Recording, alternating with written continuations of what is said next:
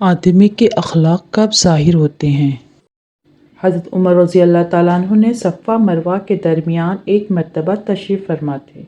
ایک جماعت آئی جو اپنے اونٹوں سے اتری اور بیت اللہ شریف کا طواف کیا، صفا مروہ کے درمیان سعی کی۔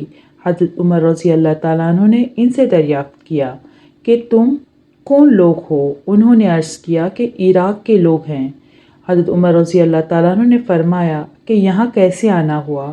انہوں نے عرض کیا حج کے لیے۔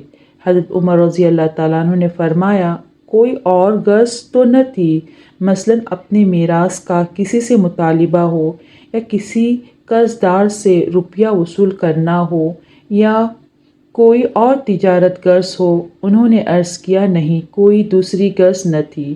حضرت عمر رضی اللہ تعالیٰ عنہ نے فرمایا اثر نو اعمال کرو، یعنی پہلے سارے گناہ تمہارے معاف ہو چکے۔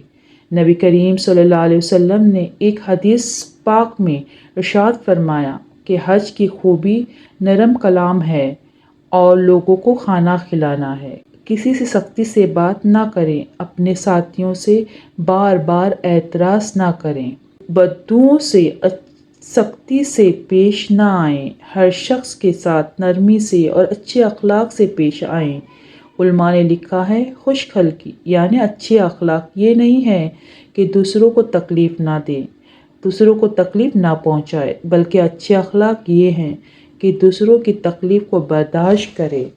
سفر کے معنی لغات میں ظاہر کرنے کے ہیں۔